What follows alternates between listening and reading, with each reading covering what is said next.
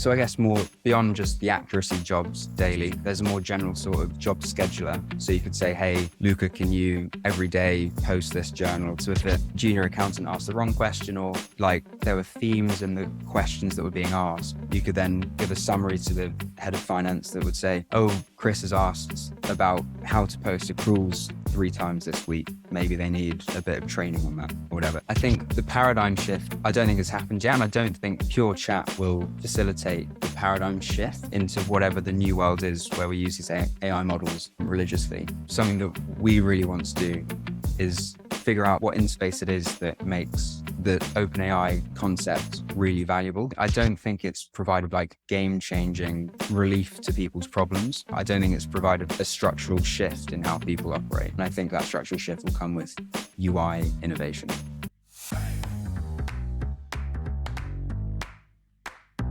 Hello and welcome to Tech for Finance, where we help finance professionals leverage technology to level up their lives. I'm your host, Adam Shulton, and in this episode, we're chatting with Chris Bell, co-founder and CTO at Luka and CFO advisor to many. After studying Aerospace Engineering, Chris first worked in Audit before moving into data analytics for KPMG. He then moved into finance, where he eventually became Director of Finance and Operations for VenueScanner. But since then, he's become a CFO advisor to various companies and is now building AI into mainstream accounting platforms like Xero with his company, Luka. In his spare time, Chris likes to run, go on hiking holidays, and build tech products, which is why we've got you on. So thanks for joining me today, Chris. Good to have you. Hey, Adam. Excellent stuff. So over to you then. We'll start, I know that Luka's still kind of in build at the moment. It's all very exciting, isn't it? It's very early stages for you guys, but do you just want to talk us through, why you moved into developing tech products after being sort of a finance leader, I guess? Yeah, of course. So I guess ever since my university degree, I did a few programming modules, and after leaving university, I was always trying to figure out how to combine my technical skill set with sort of these finance skills I was picking up. And I didn't really get time to work on the technical side of things until COVID, really. COVID hit, all sat at home, probably a bit cliche if you talk to a bunch of founders around now. But I sort of took an opportunity to learn Python, figured out how to build a stock analysis dashboard. There was a brief month where I was like, I'm pretty sure I'm on to the next £1 million idea that no hedge fund has found. And that then evolved into kind of I was generally frustrated with how finance was done in SMEs. It's constant month-end stress. And so the Python stuff evolved into building my own accounting software. So I was like, oh, how do you debit and credit? So then I built my own general ledger. And that over the last few years has just sort of kept on building, and everything over the last few months has kind of come together with, I met my co-founder, ChatGPT has been released, and there's a few sort of, things that are combining that have made me take the leap to sort of go full time on the building. Very good. So how long have you been building for?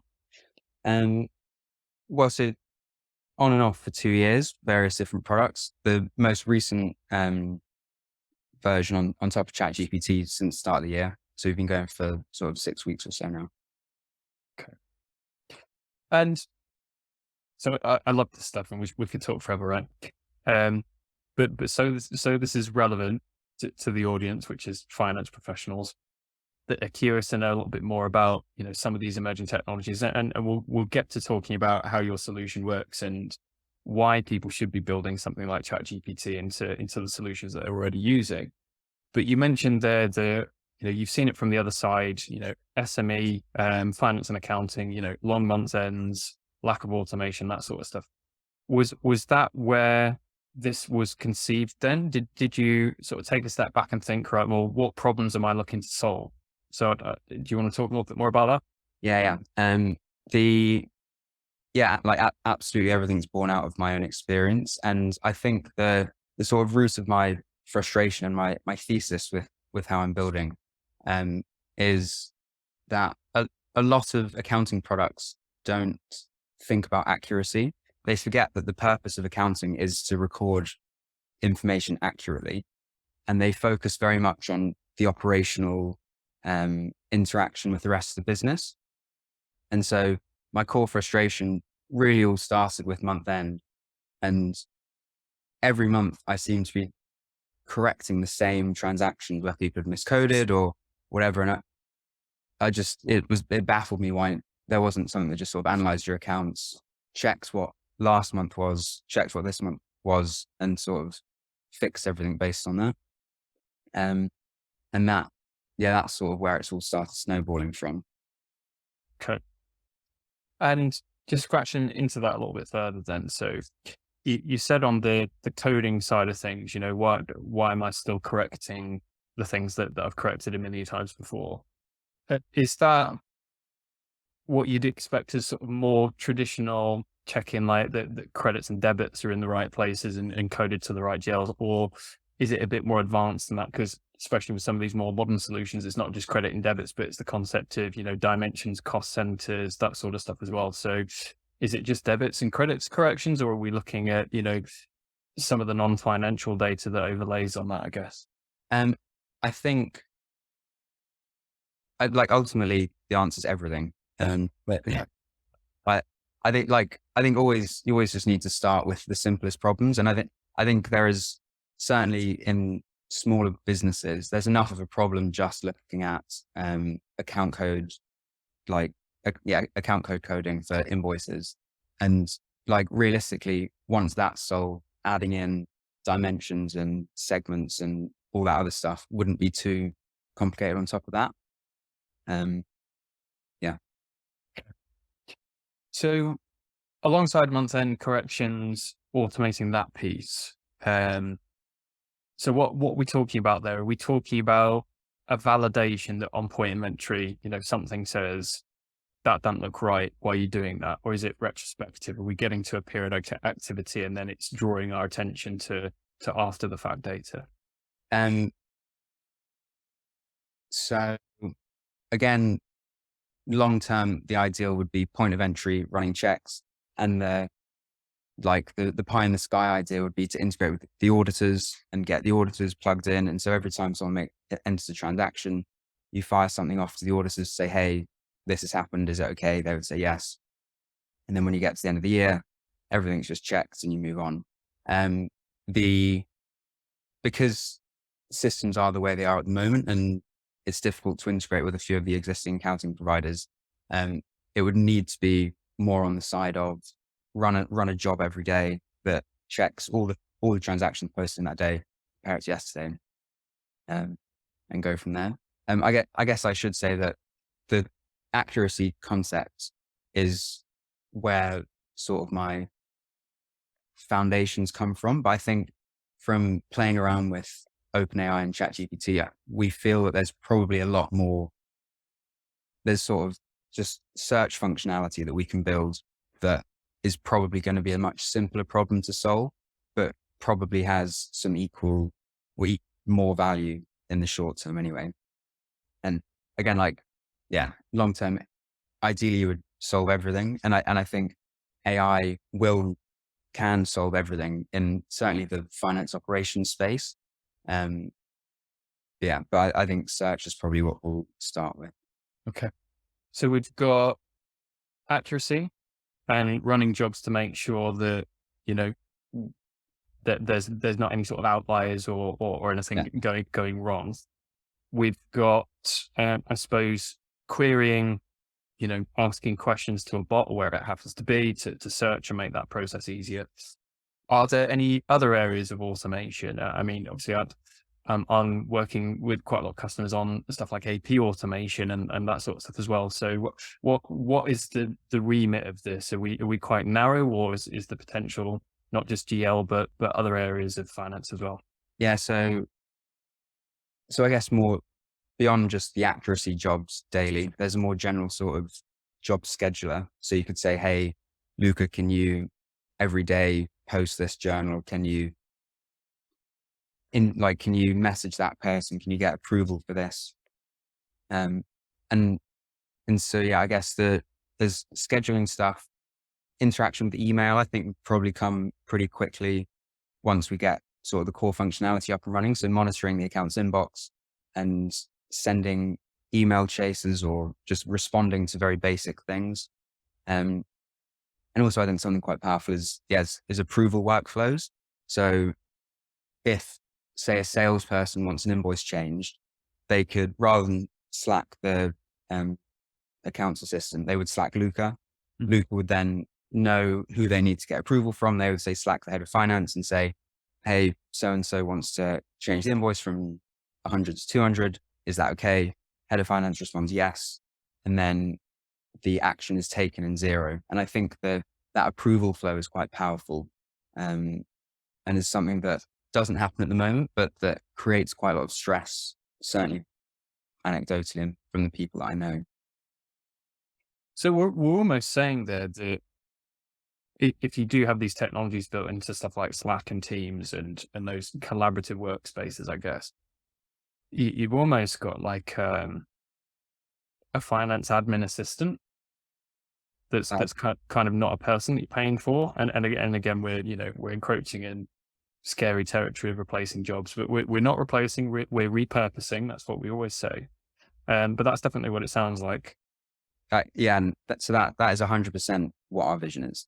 Like having someone that sort of sits in Slack that you send messages to, and Luke would then be integrated with Xero, your email. It can write its own copy. It can, that's absolutely spot on what we're planning to do. Okay.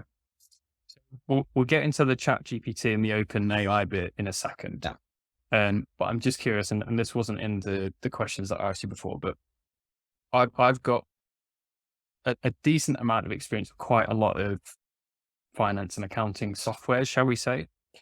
And there have been efforts to build this sort of stuff into those systems previously. So when you look at the SAP systems, they did have almost like a query bot that you could ask questions. I can't remember what the technology was called, but it was pretty poor, right? The results that it surfaced were pretty awful. When we look at Power BI, again, not finance software, but you do have the ability to Q&A. So in normal language, show me my data for this span of time, all that sort of stuff. I remember in a previous company as well, we also built a bot into Teams that, again, it was related to financial information because it looked at billings for the resource that we delivered on jobs. But we got a bot to say, and again, it wasn't intelligent, it was just surfacing information where we could ask it and tell me the availability of this consultant, and it to come back with their schedule and their bookings and the client that they were working with. And that was probably the most useful example of that sort of technology from a collaborative and not having to send a load of emails, for example. So what are you seeing as the fundamental difference between these new technologies that are intelligent and those previously existing technologies that were okay, but kind of only good for really, I guess, specific program purposes? Yeah. So I guess as like a bit of a non-answer, but the relentless progress of technology, really. And so since getting involved in this space, joining a few Discord chats, it's just nuts how you go to sleep and the next day there's some new paper that's been written about someone testing this thing and someone testing that thing. And I guess the open source nature of OpenAI, as well as a few other libraries that we're actually building on, make all of these things very accessible. And I think previously there was a tendency to build, so for SAP, for example, they would have built that very, very much in-house, not connected to anything else, this all proprietary. And the openness of being able to plug into Xero, plug into Slack, plug into OpenAI, and just have something in the middle. Like the orchestrator is something I don't think has been like the environment hasn't been right for that up to date. I guess I would also add that the query language for Power BI, I wouldn't be surprised if that if that is able to do exactly what we're doing, particularly because Microsoft is buying OpenAI, or kind of buying OpenAI. And actually Microsoft Dynamics, that will, I imagine, have a lot of this functionality in the not too distant future, or they'll try and implement it. But we think we can apply it to every other accounting software out there. Yeah. And it's about, making it fair game, right? Yeah. Microsoft evidently wants to rule the world. There's no two ways about it, but that doesn't help the people that aren't using Microsoft applications, right? So I think that's fair. Something that was quite interesting from back in my Dynamics days, and I suppose it was an element of AI, but in Dynamics from a financial point of view, if you got an email from a customer, for example, saying, "Can I have an update on this invoice?" and they gave an invoice number, it turned the content of that email into a hyperlink, so you could go straight to it in Dynamics. Yeah. And that was probably the most intelligent I'd kind of ever seen a system to get in terms of integrating with Outlook and Microsoft. But again, you had to be using Outlook and you had to be using Dynamics to fulfill that. So to paraphrase you, I guess we're saying that we've moved from a territory whereby it's simple bots that are just surfacing data to something that's a lot more conversational, that understands a lot more from your written words, so you don't have to be as precise about your questions. 100%. And it's from playing around with OpenAI, and there's this concept of an agent. So ChatGPT is built on a model that essentially just recursively calls. So ChatGPT recursively calls the base model over and over and over again to simulate a conversation. It's not, there's some like programming layer. It's not just the model answering you directly and remembering your conversation. And we implemented that concept with accounting questions, and it's mind blowing how good it is at picking what task to do. So you say to it, "Hey, you're an assistant with access to these 5 tools. One is search, one is edit, one is something else. And then you can ask, "Oh, can you find the legal entity for this and then update all the invoices?" And it will know to search Google, then get all the invoice numbers, then update each one individually. And I think, so I wrote that program in probably like 100 lines of code, and this is perhaps getting a bit too technical, but I think previously, in order to simulate that same functionality, you'd have needed hundreds of lines of code managing each sort of way that someone would answer and everything like that. We're giving like total control over to the AI, and it's phenomenal, the power that it has. So to the people that are a bit scared about that, right? Because coming back to the accuracy piece and the following process and ensuring that only the stuff that should get changed gets changed, what does it look like from a permissions perspective? I'm assuming that we're getting to a point where we can give different seniorities to change different. So for example, you wouldn't want to give a junior finance admin autonomy to ask ChatGPT to update supplier bank details, for example. 100%. And that's something that's ever present in my thinking when I'm building this stuff. And version 1, we built a Slack bot sort of in the first 3 weeks of the year. And every time that we edited anything, we would not do it unilaterally. So someone would ask us to edit, and we would hard code that you had to get approval for it. And we would only then take an action once we got explicit approval to take that action. And I think the way that is managed will evolve over the next few years.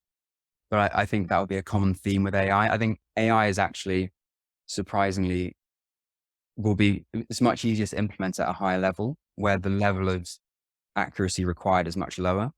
So it's very easy to say, make a decision about which tool to use, because if it picks the wrong tool, it doesn't really matter. But when you get to the stage of, edit this or do some fine admin thing, it's actually, you need to go back to sort of old school programming where you can explicitly define exactly what's going to happen so that you can trust that it will do what you need it to do. We go back to your point there about approvals, I guess and it all comes down to the setup, but if you did have somebody junior that asks the bot a question or Luka a question, if that doesn't tally with Luka's permissions, maybe it could automatically, ping a message to somebody more senior to say, somebody's asked me this, are you okay for me to do it? Yeah, 100%. And that's, that communication it's more than just approvals, right? It's just communication generally.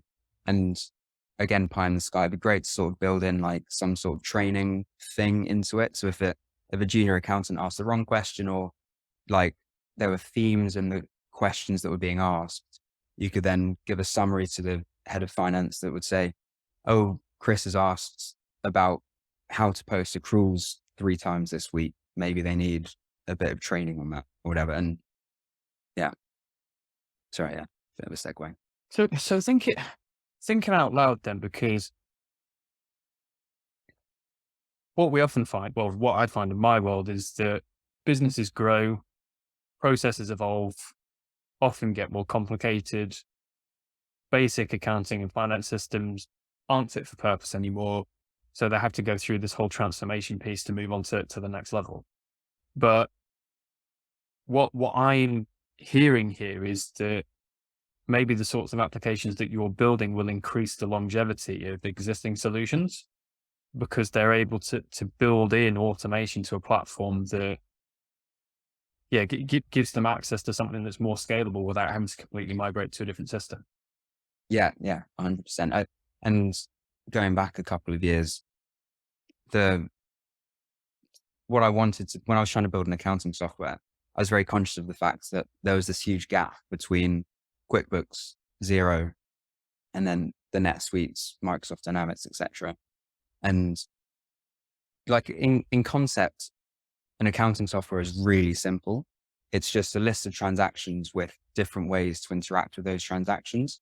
And it was another thing that really frustrated me, how why we need these bigger platforms.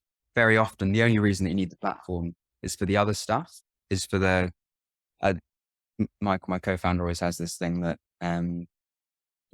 NetSuite has more non-finance users than finance users, because all they're really trying to do is sell you the ERP. They don't, the accounting software is just a way in.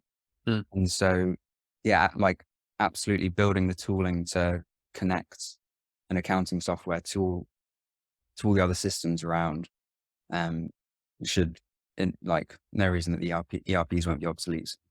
I hope not. I do quite a lot with the ERP.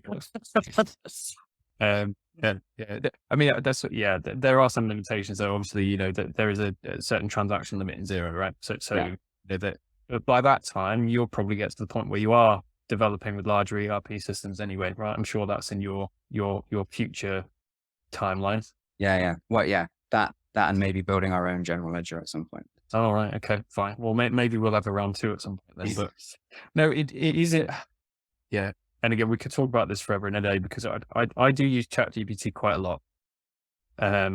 Not just to produce generic, boring AI generated content, but as a source of inspiration, as the foundations for certain types of content, so I get it to write to a framework.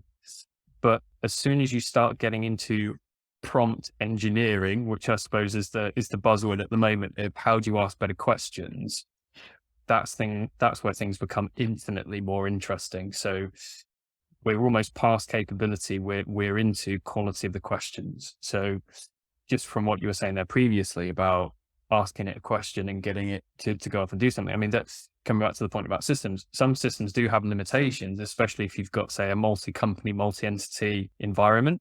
Yeah.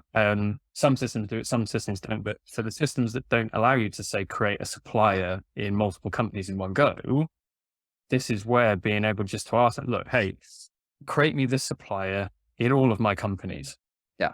You see what I mean? And it's that sort of stuff that's going to really save, that sort of, because otherwise you're into building complex RPA procedures and all of that sort of stuff. And you've got to get to the point where, well, does the time and effort on creating something like that warrant somebody just doing it manually? but this kind of falls in the territory in between the two. And so on the like that prompt engineering piece, there is what'll be our job will be figuring out what tools we need to give the bot, or what tools we need to make the bot aware of, so that it can make those decisions itself. And so where previously, in order to build that functionality out, you'd need to connect to all these things and sort of write a separate piece of, you now in theory could just write one like update tool and then tell the bot, oh, if you need to update a contact, just tell the update tool to say contact with the new field, and then it will just recursively call all those things itself. Which I think once the right formula is hit on, everything will happen so quickly because the bot will just start doing things itself. So we gave the example of the correct supplier in multiple companies there. What are some other questions that you're testing at the moment from a finance perspective when it comes to either that edit or query piece? So things like, what are all the overdue invoices for this contact recently? What's our profit for the year to date? Can you add a PO to this invoice? They're sort of the types of things we're asking. But like the way we've built the search functionality so far, it's totally flexible. So what we do is pass the question into a SQL query, and then we've got a proprietary data model that we've built on top of Xero for that query to go into, and the sky's the limit in terms of what you can ask, really. That's exciting. Yeah.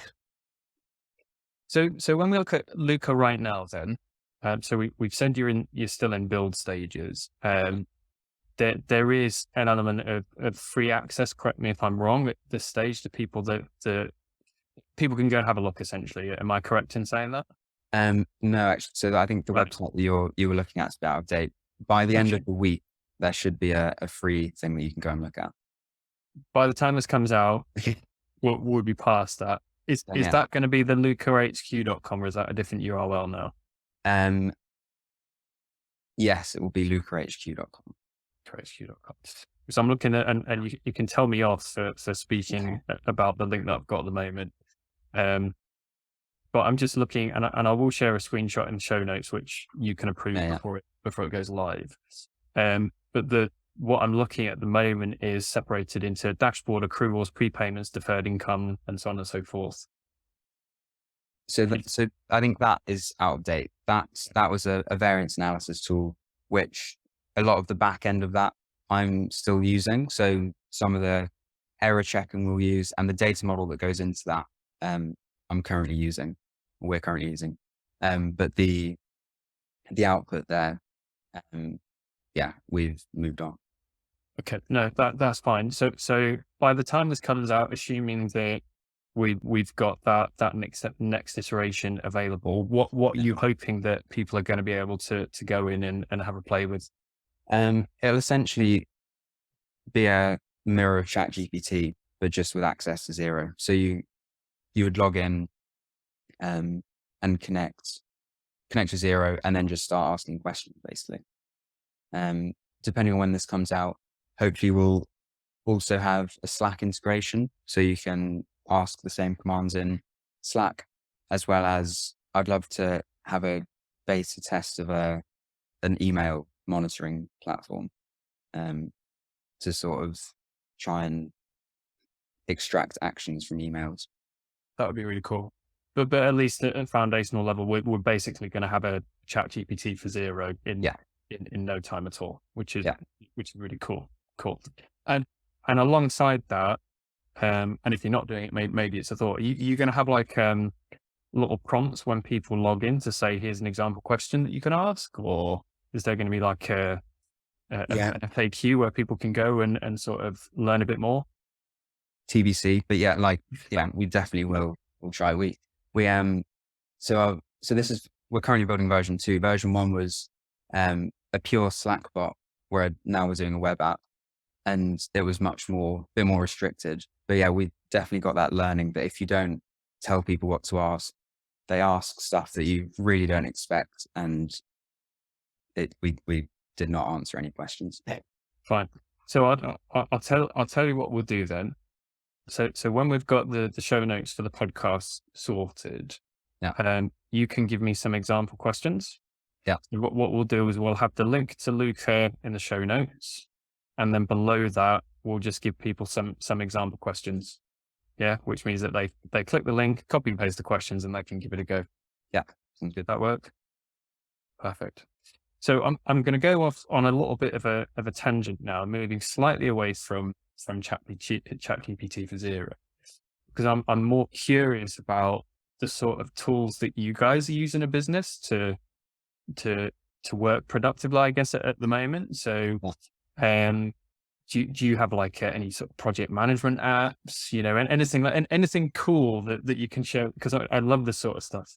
Well, so Notion is actually what our primary sort of project management app, and Notion is it's phenomenally powerful. I guess with a lot of apps, when you try and plug it into an existing ecosystem, you often don't get to experience the full power of it because the task management is done in ClickUp, and so Notion is just for this or that, and then different people use things for different things. But when you use Notion from day one, and you can create a database over here of all your contacts, and then another like page over here with a summary of this, and then import the contacts into the summary page. It's mind blowing. I think that's like the main, and obviously from a programming perspective, there's a whole stack of stuff which I can go into if you want. No, it's fine. We can save the technical stuff maybe for a conversation over a beer or something like that. No, that's fine. But no, definite hat to Notion. No, it's really good. I actually replaced Evernote and Trello with Notion recently. Yeah. The only thing that I haven't quite got yet, and it's only a little thing, but I use an application called Spark Mail for my emails. It's like 40 quid a year or something like that, but I've got like 3 or 4 different email addresses now, so it just merges them into one. But the tagline is, Spark will give you email superpowers or stuff like that, and it's true. It really does help you get to inbox zero because it's just clean. It helps you categorize. It filters all of your emails into these are emails from individuals. These are updates from the likes of HubSpot, Slack, whatever it happens to be. And then these are your newsletters. Yeah. If you're not using that, I'd check that out as well. Yeah, we used Front at a previous place, which sounds similar, but actually that sounds much more powerful. Yeah, Spark Mail is really good. But the only thing I haven't got yet is the link between Spark and Notion. So I can't push my emails to Notion from Spark yet. But I hear the notion of working on the next iteration of the API. Somebody on the last podcast as well told me that they're building almost like a ChatGPT into Notion, like a conversational thing, which that blew my mind. I've not enabled it yet, but I've just reminded myself to do it. I think some of it's already live. I think you can start writing stuff and then say extract actions, and it'll extract your actions. I need to turn it on. It was yesterday's podcast with a guy called Dante Healy. Really good guy, and he's worth following on LinkedIn. So, shameless plug for Dante there. Just on Notion, actually, an interesting, when not just Notion, but like the concept of a company wiki. In the world of like these AI models that are text based. A really well updated Notion. I think we're not quite there yet, but at some point in the not too distant future, being able to just chuck your Notion into an AI model will be unbelievably valuable because it will then have the context of, this is the product I'm building. This is, And so there's Notion, I think in the not too distant future will be pretty massive. Yeah. It's my second brain at the moment. Yeah. Because I went from using OneNote, being in that whole sort of Microsoft ecosystem, Yeah. which was fine, but it's pretty, I mean, OneNote's pretty black and white, and when it comes to the task management, the Kanban sort of stuff, it's just not there. Yeah. So I very quickly ended up using lots of different applications, and then I used, Microsoft To Do, which again, not particularly good if you're going down that sort of whole Eisenhower, type, do, delegate, delete sort of stuff. Yeah. So I spent quite a lot of time on that before eventually arriving at Notion. But Notion was actually a recommendation from another podcast guest, Sufyan Hamid, who's the presentation guide. I found out about it because he shared a Notion page when we were doing a New Year's update. So he shared a Notion page and basically said, all of your video snippets, just drop it into this upload piece. Yeah.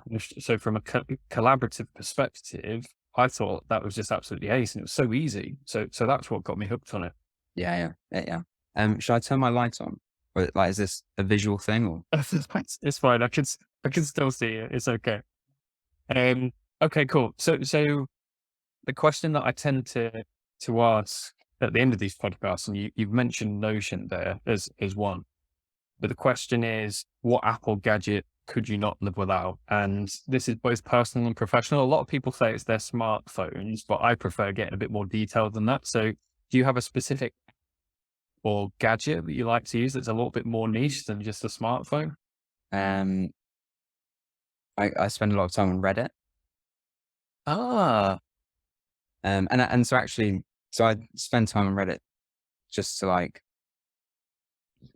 people do on social media, but actually I also get a huge amount of information off Reddit. So there's like a OpenAI subreddit where people are constantly sharing stuff. And by constantly scrolling through this stuff, every so often something really valuable pops up. And both professional and personal, couldn't live without.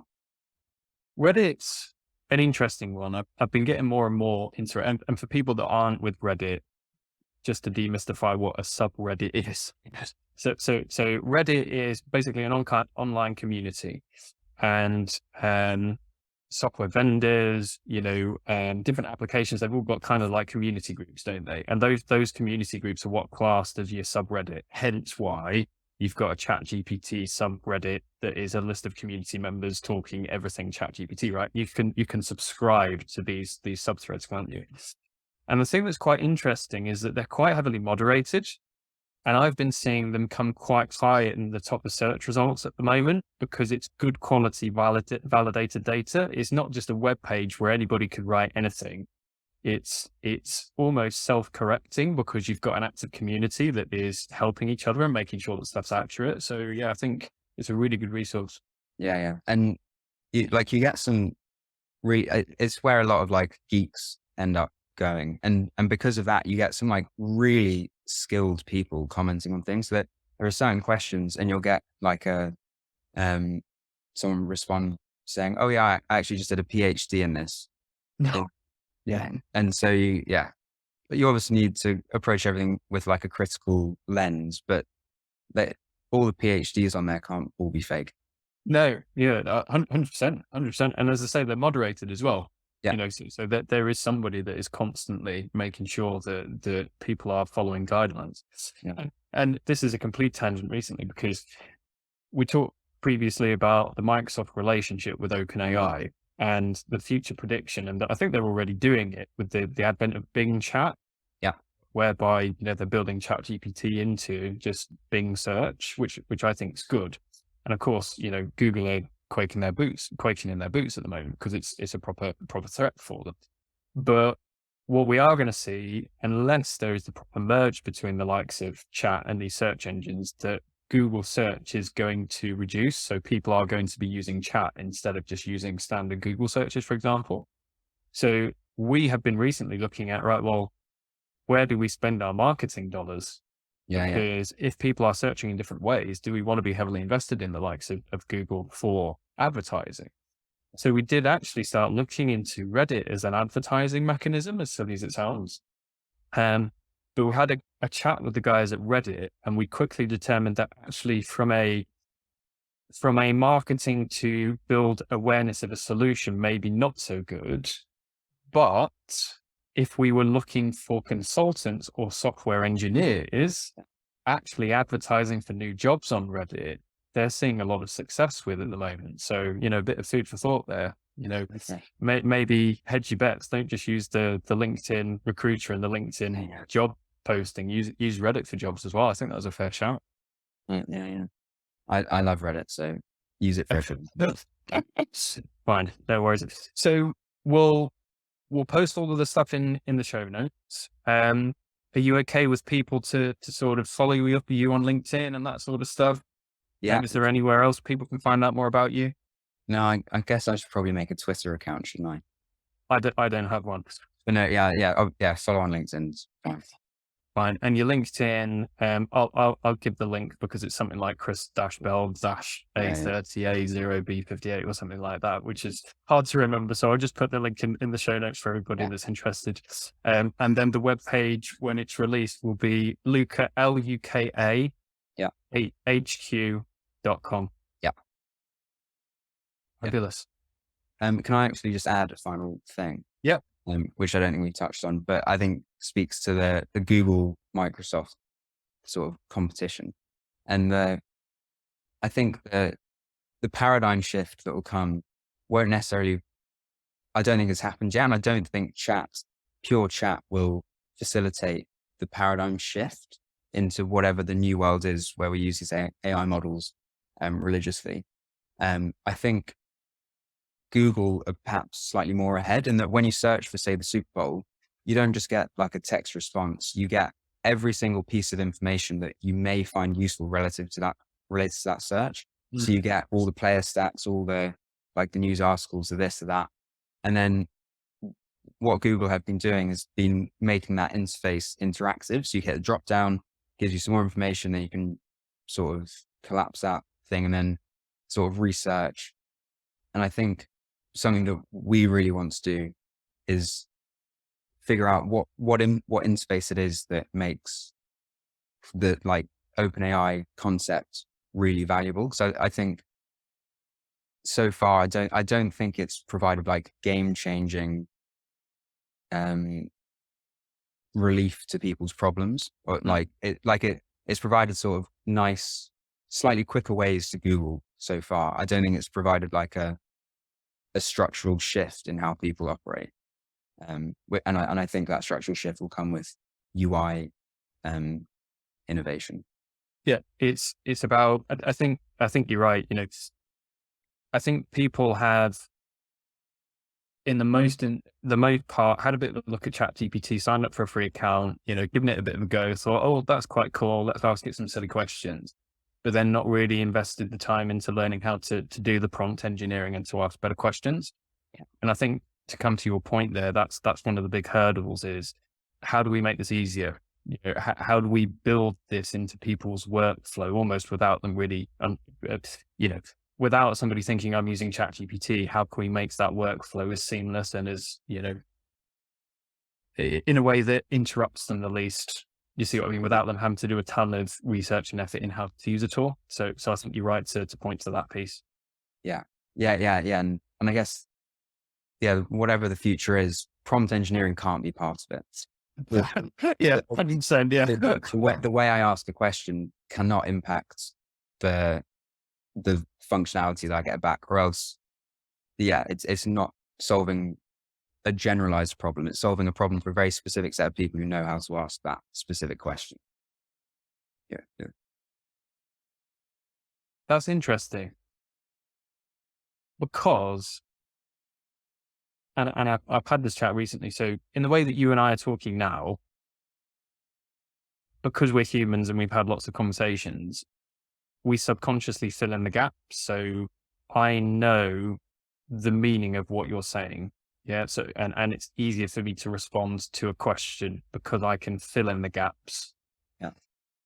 It's different with a bot because you've got to tell it what the gaps are, and you've got to be very specific with how you ask it about context, how you ask it about the end result and that sort of stuff. But I think it's going to be a challenge because how do you build in however many years worth of human interaction to the point where a bot can infer the meaning of something without having to receive a really detailed request. And I think that's going to be part of, dare I say, art of programming these platforms in the future. Yeah. Yes. Agreed. Yeah.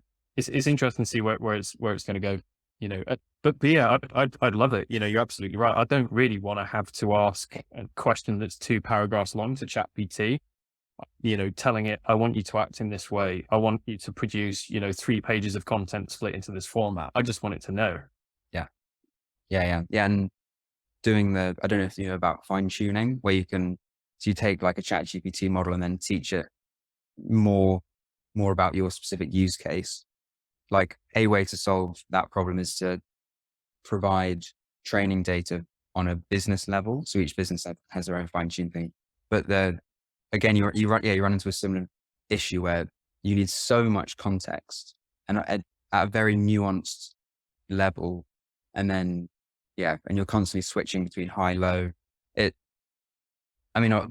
very smart people working on this. So I'm sure someone may figure out in the future, but it's a difficult problem. Like it'll come to the training, won't it? And this is when it's going to come to what level of personal data do you want to give it? And not just personal data, but what information from a business perspective do you want to give it? So thinking out loud, and I'm sure people are doing it already, but we think about Slack, we think about these collaborative tools like Notion that are a massive repository of information. So if you gave my Notion or your Notion, and people that aren't using Notion, your notepad or your Evernote or whatever your data repository is, you throw it at an AI model and say, this is me, this is my language, this is the way that I speak to myself. Maybe that's a good training exercise for it to be able to help do that gap fill. And then wider than that, when you look at, we as a company use Teams. Yeah. And that has got an absolutely, and we're only a small business, right? It's got an astronomical amount of data in it through direct messages, through Teams chats, probably all of the chat transcripts from recorded videos and all that sort of stuff. So is the next phase to feed that into the AI model to say, this is how we communicate as a business. These are questions that we hear time and time again. So maybe that's an iterative process that points to learning. Yeah. And I think with all these new apps that will be sprung off ChatGPT, learning is intrinsic in it. And so, we've got a learning page where we can monitor people giving thumbs up or thumbs down to questions and review what's caused that. And then in the medium term, we'll automate the process of feeding that back into the model to fine tune it for what our use case will be, which is selecting accounting tools to action accounting tasks. Learning is at the core of everything. Wow. There we go. You heard it here first. LukaHQ. Well, fingers crossed. Very good. All right, mate. Well, been an absolute pleasure. What I am keen on doing is having a catch up in 6 to 12 months to see how you're getting on. Yeah. I'm sure where you're up to at that point is going to be a lot more advanced than where we are now. So I'm excited to see that. But for now, we'll give people the teaser. They can go and have a look and then keep updated for whatever comes next. Yeah. Awesome. Hopefully I'm still plugging away. I've only been at this a month. Anything can happen. All right, mate. Excellent stuff. Well, good to have you on. Nice one. Cheers, Adam. Speak soon.